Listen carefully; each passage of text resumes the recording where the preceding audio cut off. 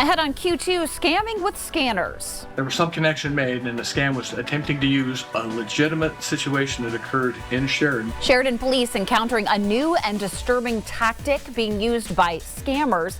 We'll tell you how it works and what to look out for. Plus, eyes in the sky. We have not trained enough people to be air traffic controllers over the past 15 years. A shortage of air traffic controllers even before the shutdown has concerns being raised over aviation safety. And I'm Emily Brown, and soon I'll show you what a conservation easement looks like in the Bitterroot Valley. the MTN 4:30 news starts right now.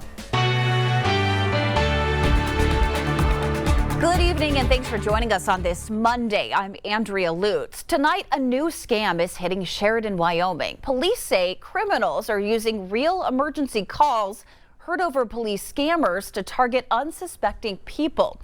Will Wagner shows us how the scam works and what you need to watch out for. This individual advised that he received a call from a Wyoming number. Sheridan Police Chief Travis Koltiska says he recently encountered a scam he has not seen before. An individual purported to be a paramedic who is working an accident with the male's younger sister and infant. Chief Koltiska says based on what the caller was saying about the supposed accident, the man who was the target of the scam was concerned and followed the scammer's instructions. The guy who purported to be a paramedic asked him to respond to Walmart. Well, while en route to Walmart, the story started changing and some questions started getting asked. And at one point, he hung up the phone and called his sister and learned that his sister was not in danger in any way. It was not an accident. With the scam thwarted, the would-be victim reported it to police, and it became clear the scammer did some extensive legwork. Hours before that, the police department did investigate a crash with a young lady and an infant child. And so there was a connection made from the crash. It was not the same people involved. So there was some connection made, and the scam was attempting to use a legitimate situation that occurred in Sheridan. Chief Koltiska says many departments have begun encrypting scanner traffic to avoid personal information being shared on social media or being used by bad actors, as in this case. A lot of agencies are going to encrypted information, encrypted radio channels, which have no access to the community, to the public. For that reason, to protect people's confidentiality, protect the individuals' identities in these sorts of situations, and just to prevent information that could be used nefariously from getting out there. In Sheridan, Will Wagner, MTN News. Tonight, the owner of the Park City Homestead Apartments is speaking out after county officials shut down his building this weekend, forcing residents to leave. Gary Whites claims the move is not being done in the name of health, but rather a political act that he believes is retaliatory. The county put in a boil water advisory on Saturday after they say a sewage leak contaminated well water in the neighborhood with bacteria. Residents in the area claim the property has been a problem for years and has caused water issues in the past. Whites, meanwhile, says there's no evidence or visual or mechanical leaks in the east and west sewer lines, only believing there's a fresh water leak seeping into the septic hookup area of his lot. He also says the county's choice to disconnect every sewer line is unrelated to correcting the leak and could make the problem even worse by blocking normal wastewater discharge.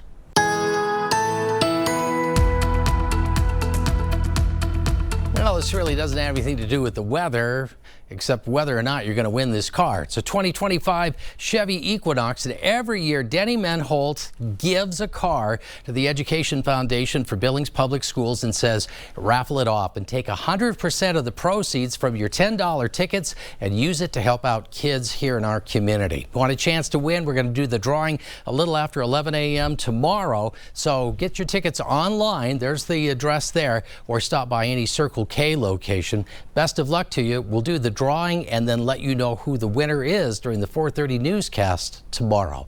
Forecast coming up.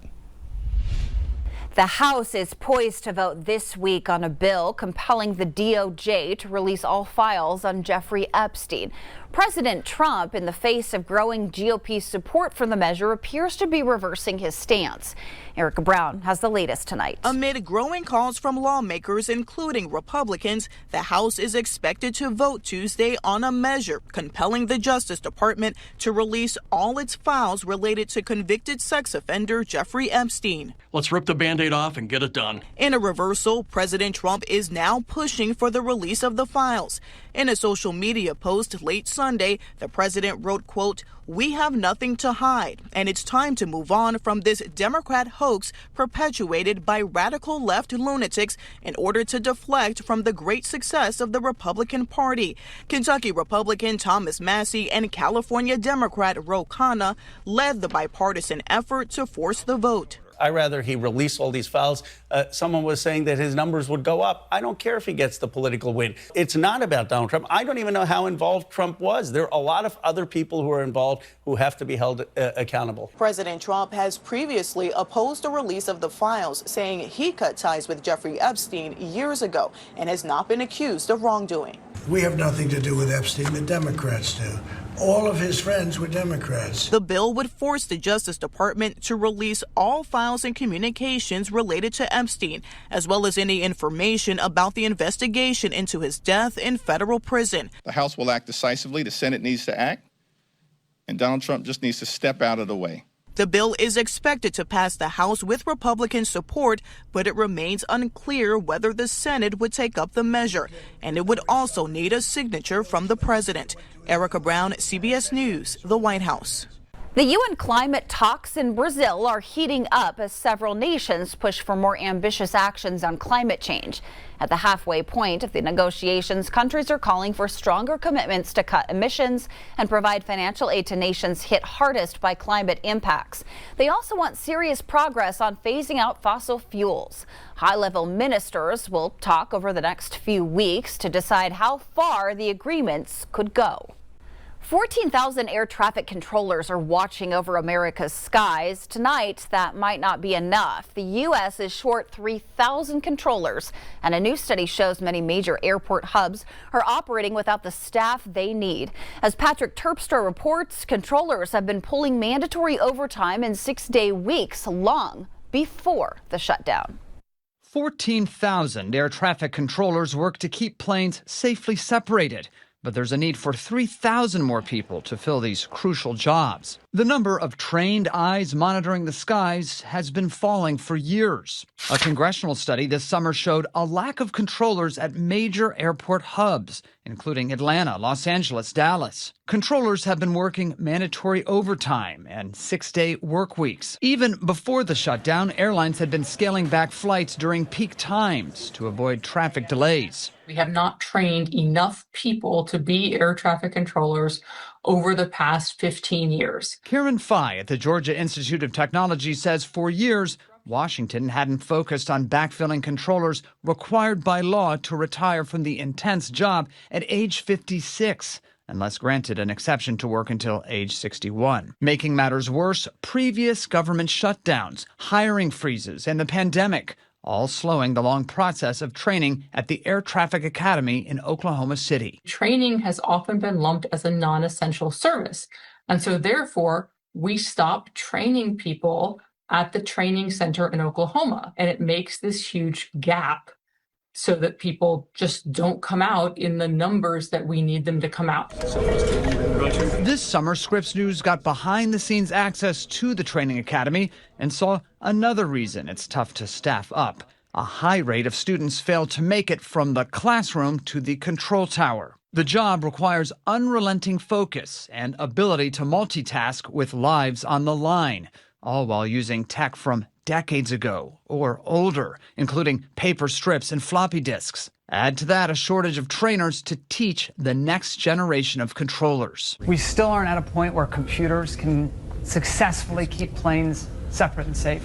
No, I think you're always going to have the human in the loop separating the airplanes. It won't be in my lifetime that we will have AI clearing someone for takeoff. Ever since the deadly January collision of a passenger plane and Army helicopter in Washington airspace, the Trump administration has focused on hiring more controllers, offering bonuses for those willing to stay on the job longer. And Fye says the cancellations caused by the shutdown may inspire more action to finally staff up air traffic control. There is not a short-term, next 24-month kind of fix, but I do think some strategic changes could have some very lasting impacts and would make the whole system more robust. A system under strain, even with the shutdown over. Patrick Terps for Scripps News Group, Washington. The United States Postal Service is proposing price increases. That includes hikes on Priority Mail Express, Ground Advantage, and Parcel Select services. Priority Mail prices would rise by 6.6% as the UPS works to keep up with market conditions. Prices for regular mailing services, including the first-class stamp, would stay the same under the proposed plan. Conservation easements are gaining momentum in Montana, preserving land for wildlife, public access, and limiting development. In tonight's Montana Ag Report, Emily Brown shows us how one Bitterroot ranch is keeping agriculture rooted in the valley. When I think of Ravalli County, I think of a lot of ranches. But the USDA says that from 2017 to 2022, the Bitterroot Valley has lost more than 150 farms and over 40,000 acres in farmland. But the Boatland Ranch has turned their acres into a conservation easement. My father was born here on the ranch. I'm fourth generation. It was nothing for us to be a mile or so away from the house and my mom not knowing where we were. For Marlene Bolin, life in Stevensville is different than it used to be. I guess we took a lot of it for granted at the time. That's a portion of the ranch that doesn't exist anymore. I just think it's such a beautiful area and everybody thinks they need to have their 5-acre ranch on it, you know? So yeah, it's changing. Bolin's parents had more than 5,000 acres of the Sapphire Mountains conserved in the 1990s. As Ravalli County continues to grow, she continues to see more invisible lines chopping the landscape into subdivisions. Bolin decided to follow in her family's footsteps and preserve her now 166-acre ranch for agriculture. It just seemed like a good thing to do. That's why she connected with the Bitterroot Land Trust, which has conserved in total close to 14,000 acres through 60 easements. Those are agreements that stick with the land forever. They're seeing the growth and they're realizing that there's something they can do themselves to preserve the legacy of the Bitterroot Valley and working agriculture. Working land is shrinking in the Bitterroot as the soil itself gets pricier and developments get built. But ag is a way of life that the Land Trust seeks to keep. I feel that working agriculture and conservation really go hand in hand, and that's something that we identify with as a community. And for young farmers and ranchers, leasing property within easements may be the way to move forward. Because of the price of land, people can't afford to buy land to run cows or hay, so we are relying on leasing ground. After Marlene Bolin's husband passed, she enlisted Jared Porter to take care of the land, giving him an opportunity to live and work. Find somebody like Marlene Bolin who's willing to trust you and let you come in and run her ranch like it's your own ranch. It's been really great for us. Generations down the road will get to see this land. It touches you a little bit. Yeah, it does. In Stevensville, Emily Brown, MTN News.